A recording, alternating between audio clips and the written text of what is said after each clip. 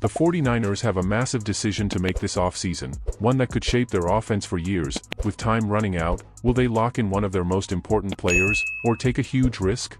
New contract for aging veteran must be high priority for 49ers in 2025. While much of the offseason focus for the San Francisco 49ers will land on quarterback Brock Purdy's contract extension and ways the team can retool for a Super Bowl via free agency and the NFL draft, there are a handful of other housekeeping details to keep an eye on. One of those details, a contract extension for tight end George Kittle, should land relatively high on the team's priorities for the offseason. Kittle told Kay Adams on Radio Row at Super Bowl 59 that he'd like to spend the rest of his career with San Francisco, and given his contributions as he's entered his 30s, it would behoove them to ensure they're keeping the four-time All-Pro around. He was more mum on whether extension talks were in the works. For the 49ers, it's a no-brainer to extend the TE they selected in the 5th round of the 2017 draft, particularly since they don't have an heir apparent and finding an adequate second tight end has proved difficult. However, Kittle's value has never been higher with quarterback Brock Purdy under center.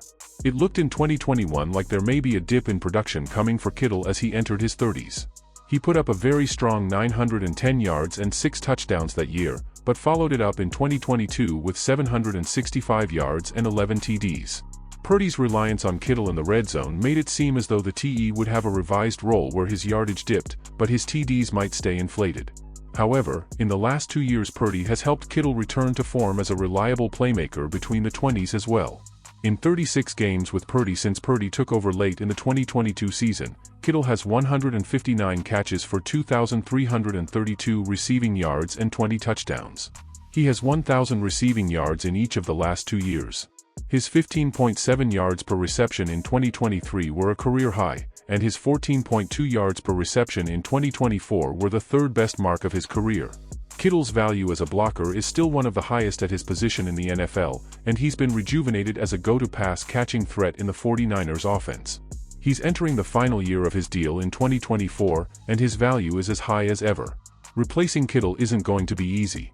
The 49ers need to do everything they can this offseason to ensure he's with them beyond the end of his contract at the close of the 2024 campaign. Kittle is a beast, and the 49ers gotta lock him in. Letting him go would be a huge mistake. What do you think? Should they extend him or not?